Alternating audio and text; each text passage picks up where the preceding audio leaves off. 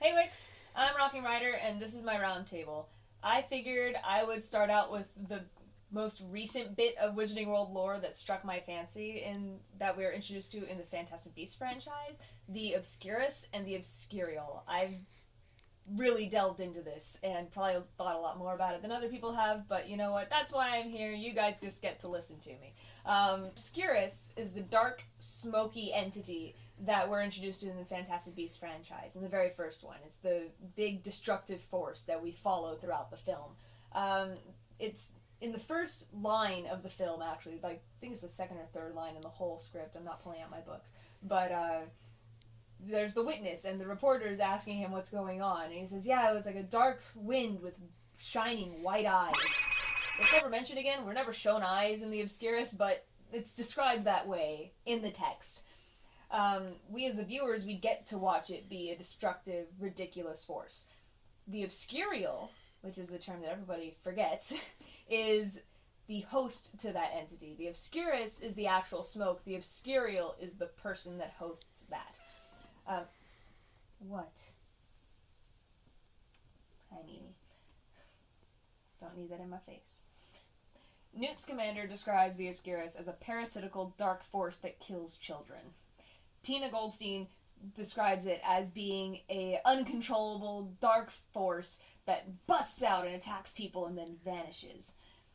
But even if those two things are the only real explanations of what an Obscurus is, what is it that causes a young magic user to go from accidental magic into having an Obscurus? What causes this symbiotic relationship between person and their magic to become this seemingly parasitical force that causes all this destruction?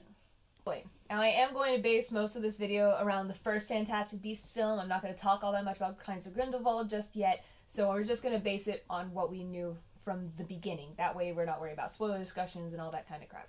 But Newt Scamander says that an Obscurus forms when people, especially children, were actively repressing their magic in fear of persecution from Muggles. Tina says that there hasn't been an Obscurus seen, or I guess, or recorded in the United States in 200 years. Now, the films happened in the 1920s, which, you know, going back 200 years puts us in the early 1700s. And considering that the International Statute of Secrecy was fully implemented in 1692, kind of is implied that Obscurus stopped being an active problem when the International Statute of Secrecy forced the active segregation entirely of the Muggle and magical worlds. Now, we as the viewers know that neither of these things, that Obscurus are only ever children and that there have not been Obscurus in 200 years, are not true. Most blatantly because of Credence Barebone, who is a 20-something-year-old Obscurial.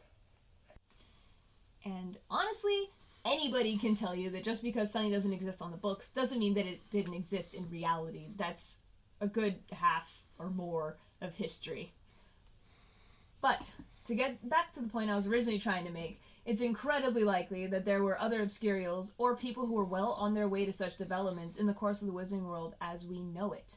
We can draw some very basic conclusions about how Obscurus formed based on Newt's descriptions and what we see of Credence. It's not just a willy-nilly hide-and-seek repression of magic and just until the danger passes. It's fueled by desperation and fear. It is a continuous and active suppression of the self. Talk about living in a closet. Our only other example of an Obscurial that we have to go by is the unnamed Sudanese girl that Newt supposedly pulls the Obscurus out of before she dies at the age of 8, before the film begins. We know that Newt encounters the girl, we know that she dies, we know that he has the Obscurus in whatever weird stasis bubble that is. That's it. I don't know how Newt thinks he's separated one from the other, but she dies anyway, is the narrative that we're given. But how? If we go by what happens with Credence in the film, is that all that he saw? And did he make his own conclusions? Who knows what's happened beyond that point? But the question that this brings to mind for me is then what is an Obscurus? Because we know that it's not a magical creature. We know that it's not a beast. We know that it's